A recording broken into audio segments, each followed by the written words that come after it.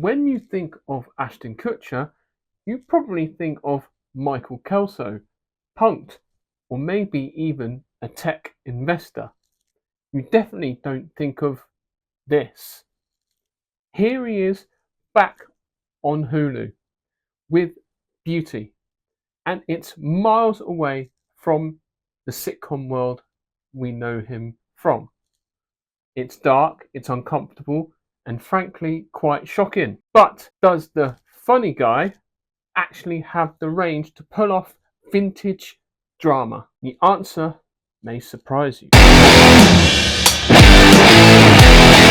The show is created by Ryan Murphy, who you may recognize from shows like American Horror Story and also the Monsters series on Netflix.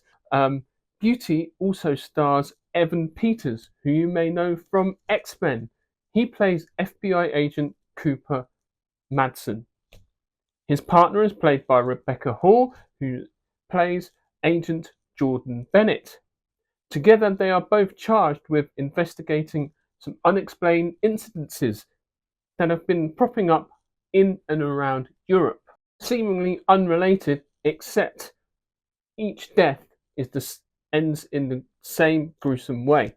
The person of interest is highly erratic and has a high quench of thirst, and suddenly, out of nowhere, they explode. And no, I'm not kidding. They actually fully explode. The series starts off at a fashion show and on a catwalk. One of the models walks out and suddenly starts getting sweat. And then all of a sudden acting really erratically out of nowhere. And suddenly beats people up in the crowd just to get to some water to cool her body down. Then she goes on a massive rampage through the town that they're in, the city that they're in, kills a few people, ransacks a store, kills a few more people, and all in a way to try and cool her body down. It's very violent, very brutal, the way she kills people, and she gets cornered by the police. Suddenly her eyes start to bleed, and then all of a sudden, out of nowhere, her body explodes and blood squirts everywhere.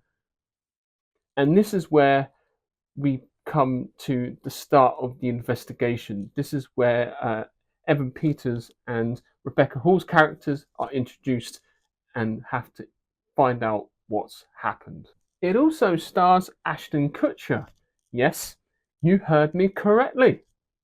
Here he is playing a CEO of a beauty company.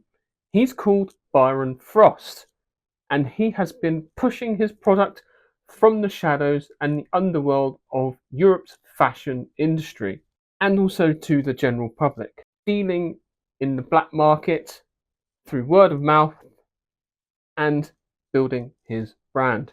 If offered the drug that would solve all your problems and make you look the best version of yourself, would you take it? Take the shortcut, even though it could mean the end of your life. Would you do it? Or would you go the other route, work out, eat well, sleep well, go to the gym? Would you? Because that's the hard way of doing it.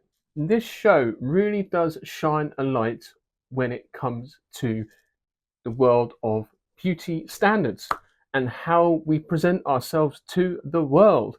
Even when preparing for this video, I made sure I put something nice on, I made sure I did my hair a little bit, and I just made sure I looked presentable. As we're in today's world, a lot of people, not everybody, but a lot of people see what they can see, and it's all superficial. And so this show really sort of highlights that, and it's really quite daunting. It kind of feels almost like a documentary because this is the society that we're living in. We're a society that is purely based on looks and aesthetics and who not rather than who we are. And so it's one of those shows that sort of makes you think about that a little bit and makes you talk about this part of life, which is crazy. Would you go for the shortcut, or would you work hard and go to the gym and change yourself for the better in that way? It's a fine balancing act, considering now with all these new medical marvels, as it were, with things like Ozempic and the Manjaro jabs and all these things at our disposal now, it's all readily available to the general public. And it's not great. It's a society that basically wants us to be the best versions of ourselves, where really who we are now should count. It really highlights this.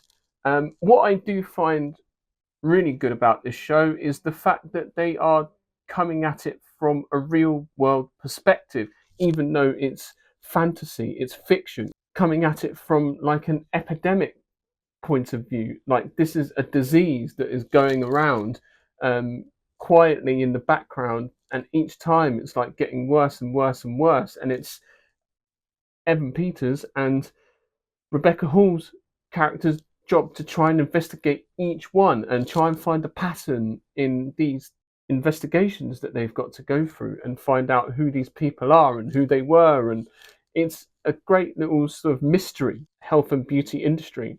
What's really good about this is it's very David Cronenbergian, especially during the transformation sequences. There's a scene where you see the person transforming and you feel the cracks, the creaks, the bones stretching. You feel the bodies contorting in like the most gruesome of ways, and you see them in sort of like a sort of cocoon, almost like a rebirth type of effect going on. And the way they mix the special effects with the practical effects, it's kind of reminds me of like The Fly meets Substance. You just put them all together and you've got this show. The performances are really great, especially Evan Peters and Rebecca Hall. Their characters are very much at odds with each other, and they've got like this secret relationship going on, this workplace relationship that they can't really have, and they are there mainly just so that they can perform at their best. There's no sort of real relationship or connection going on. They're using each other just for sex, and they enjoy each other's company, and they have to do these investigations whilst having this secret affair that's going on in the background as well. And it works on so many different levels. It gets that conversation starting. It's really quite daunting show because a lot of this sort of stuff is happening in the background as we speak today when it comes to like these miracle drugs, as it were. So it's definitely a show that is going to get you thinking and get you talking about what's happening in the world today, and an interesting look into that world and the big pharma and how they pour all this money into these products and pushes them out. And it's really interesting, especially we haven't quite seen Ashton Kutcher's character yet. We kind of seen him like in the second episode, and he does serious work. Like he can do evil CEO really, really well. We're so used to seeing him as a comedy actor in sitcoms and things like that. I mean, this guy's got such range. Like in this, like the few scenes that we've seen him in, like he really has that presence. It's hard to explain until you see it, and it's really quite evil and unsettling when he comes up on screen, and it's just like, oh, I don't like this guy. I don't like his very unlikable character, but I suppose it's all by design. So, like I said, it works on so many levels. Only 3 episodes have come out so far on Disney Plus, although I do think it's more of a Hulu series, and they are not afraid to push the boundaries. They are really not. And this show really does make you work hard. At times it's uncomfortable, and even on a few occasions, especially during the transformation process, like I had to look away a few times, and it was like, oh, makes your skin crawl, literally. And so I would definitely give this a watch if you get a chance to. It's on Disney Plus, but it's predominantly a Hulu production. So give it a watch. If you want to see a different side to Ashton Kutcher, you won't be disappointed. And so I'm going to watch this all the way through, each episode each week, and yeah, I'll give my verdict at the end of its run, and yeah, we'll see what happens. So thank you very much for watching. Please remember to like and subscribe to the channel, and I shall see you in the next video.